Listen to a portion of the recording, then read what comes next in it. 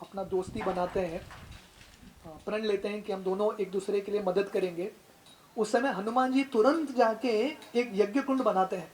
अलग अलग पत्थर लाके, पेड़ लाके एक यज्ञ कुंड बनाते हैं और बोलते हैं चलो आप दोनों इसका प्रदक्षिणा लगाओ और दोस्ती को और स्ट्रांग बनाओ। क्यों? क्योंकि हनुमान जी को पता था सुग्रीव बंदर है, बंदर मतलब मन चंचल होगा।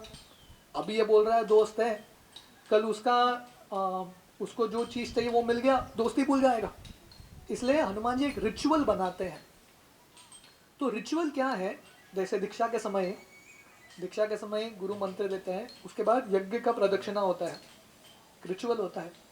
क्योंकि वो रिचुअल से व्यक्ति सीरियस बनता है। शादी में इतना खर्चा क्यों होता है?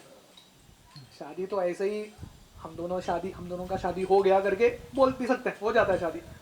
बट भारत में इतना खर्चा क्यों होता है? शादी में लाखों रुपया खर्चा होता है, इतना अलग अलग रिचुअल्स होता है, ताकि बताने के लिए ये सीरियस रिलेशन है। इसलिए जब झगड़ा भी हो और छुटने का मन करे तब वो रिचुअल्स याद आता है, अरे मैंने प्रण लिया था, वो 7 फेरे लिए थे, है कि नहीं? इसलिए मुझे छुटना नहीं है। That's why rituals. इसलिए हनुमान जी इतने बुद्धिमान हैं, वो रिचुअल्स बना के इन दोनों के फ्रेंडशिप को सील करते हैं। और उसके बाद दोनों दोस्त बन गए, तो एक दूसरे का कहानी, दुख की कहानी एक दूसरे को बता रहे हैं। उस समय सुग्रीव एक जंगल में बैठे हैं, सोफा वोफा तो कुछ है ही नहीं, तो एक लकड़ी, साल का एक लकड़ी आके राम के सामने डालते हैं, आप बैठिए इस पर। तो भगवान राम बैठ जाते हैं और लक्ष्मण बैठने ही वाला है वही डंडे पे, वही बार्क पे, सुग्रीव आके उधर बैठ जाता है। तो राम सोच रहे हैं इसको बहुत ट्रेनिंग देना पड़ेगा, लॉट ऑफ ट्रेनिंग। पहले तो लक्ष्मण को स्थान देना चाहिए, लक्ष्मण का स्थान क्या है, इसका स्थान क्या है। और अभी भगवान राम के लेवल पे बैठ गया सुग्रीव। इसको लग रहा है राम और मैं एक ही है, क्योंकि हम दोनों का प्रॉब्लम एक ही है, हम दोनों एक ही लेवल के हैं। तो सुग्रीव के जो बाकी जो मित्र हैं, नल नील तरु, इतने प्रसन्न होते हैं कि हमारे सुग्रीव देखो, हमारे राजा देखो, राम की सेवा कर रहे हैं। पर हनुमान जी सोच रहे हैं कैसा मूर्ख बंदर है सुग्रीव, इतना इनसेंसिटिव है, उसको ये पता भी नहीं क्या करना है। तो जैसे मैं बोल रहा था सुबह, हनुमान जी का स्तर, क्योंकि हनुमान जी ने अपने गुरु को प्रसन्न करने के लिए, सूर्यदेव को प्रसन्न करने के लिए वो सुग्रीव का दास बनते हैं, हाँ, सुग्रीव का मंत्री बनते हैं। पर हनुमान जी बहुत कल्चर्ड है, सुग्रीव से कहीं ज़्यादा श्रेष्ठ उनका संस्कार है। तो इसलिए हनुमान जी उनको बैलेंस करना पड़ता है। सुग्रीव को डांट भी नहीं सकते, क्योंकि डांटेंगे दास के रूप में है, डांटेंगे कैसे, उनको कुछ बोल भी नहीं सकते। तो बहुत सोच समझ के उनको ऐसा बोलना पड़ता है ताकि सुग्रीव को न लगे कि मैं श्रेष्ठ हूं। तो हालांकि हनुमान जी बताना चाहते थे सुग्रीव को, मूर्ख बंदर क्या कर रहा है तू, राम के स्तर पे बैठ गया और लक्ष्मण को आसन नहीं दे रहा है, पर बोलते नहीं है। वो क्या करते हैं, और एक लकड़ी लेके आते हैं, और वो भी चंदन का लकड़ी। चंदन का लकड़ी साल के लकड़ी से श्रेष्ठ है, और वो लकड़ी लक्ष्मण को देते हैं आसन के रूप में। तो राम जी नोट करते हैं, सुग्रीव को समझ में नहीं आता क्या हो रहा है, इतना इनसेंसिटिव है, वो पकड़ता भी नहीं पॉइंट को, पर राम जी समझ में आता है। और भगवान राम बोलते नहीं है, नोट करते हैं। जैसे हमने बताया आज सुबह, जब हनुमान जी राम को बोलते हैं मैं सुग्रीव का दास हूँ, तब राम जी को नोट करते हैं हनुमान जी ने गलत किया। पर यहाँ पे जब हनुमान जी लक्ष्मण को सम्मान देते हैं, भगवान राम बहुत प्रसन्न होते हैं। और हनुमान जी क्या करते हैं, वो आके लक्ष्मण के पैर के नीचे बैठ जाते हैं। तो वो देख के सुग्रीव को शौक लगता है। अभी सुग्रीव को ट्रेनिंग क्या है समझ में आ रहा है, सेंसिटिविटी। हनुमान जी लक्ष्मण के स्तर पे बैठते नहीं है। हालांकि हमने देखा कि राम ने लक्ष्मण को बोला आप मेरा सेक्रेटरी, आप बात करो, और सुग्रीव ने हनुमान जी को उसके सेक्रेटरी के रूप में भेजा। पर हनुमान जी लक्ष्मण के स्तर पे बैठते नहीं है, लक्ष्मण के पैर पे बैठते हैं, और उससे भगवान राम और प्रसन्न होते हैं। तो भगवान को प्रसन्न करने का तरीका है सेंसिटिविटी, छोटे छोटे चीज़ों पे ध्यान रखना। बोला जाता है what is love, love means attention to details, बहुत ध्यान से लोगों की सेवा करना. So this is Vedic culture.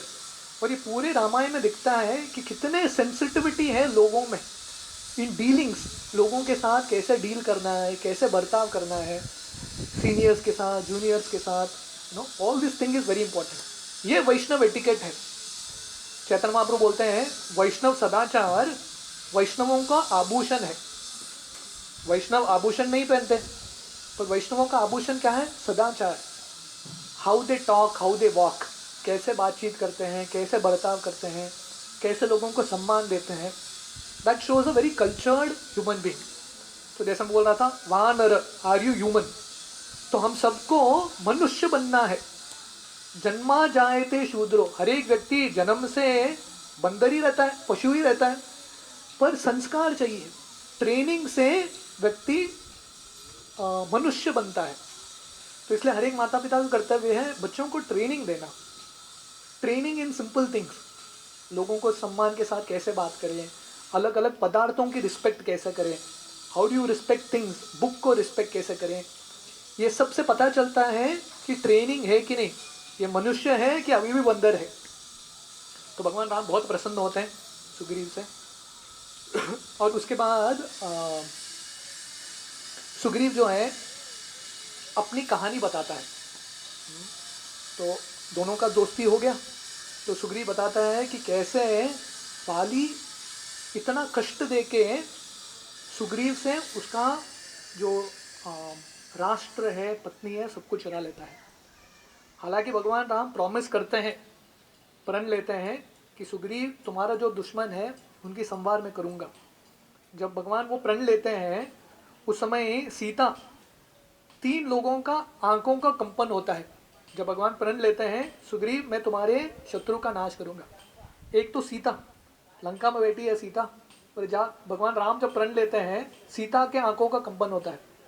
तो सीता को समझ में आता है कुछ तो शुभ समाचार है, बहुत जल्दी मेरा उद्धार होगा. उसी समय वाली के आंखों में कंपन होता है.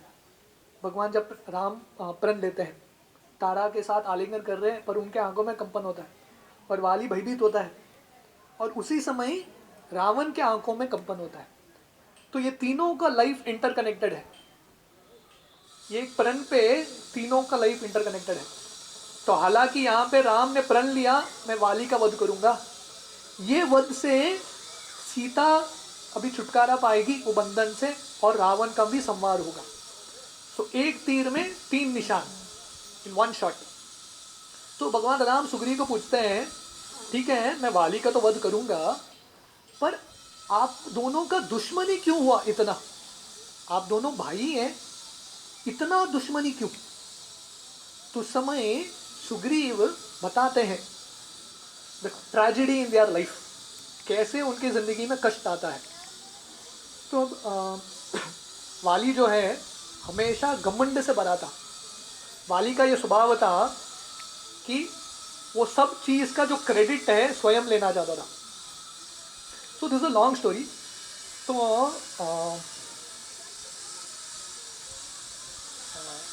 हेमा और मायासुर करके, हेमा एक अप्सरा थी और एक बार इंद्र के सभा में नृत्य कर रही थी. तो उस समय मायासुर, मायासुर दानव है. दानव जो है वो अलग अलग विद्या जानते हैं. तो मायासुर हेमा के प्रति उसका आकर्षण होता है और एक दूसरे का के साथ उनका शादी हो जाता है. मायासुर हेमा को प्रपोज करता है और हेमा को प्रपोज करने के लिए वो हेमपुर करके एक पूरा एक सुंदर एक राज्य निर्माण करता है. तो जैसे देवताओं के लिए विश्वकर्मा है, आर्किटेक्ट है, वैसे दानवों के लिए मायासुर है, वेरी एक्सपर्ट मैजिशियन.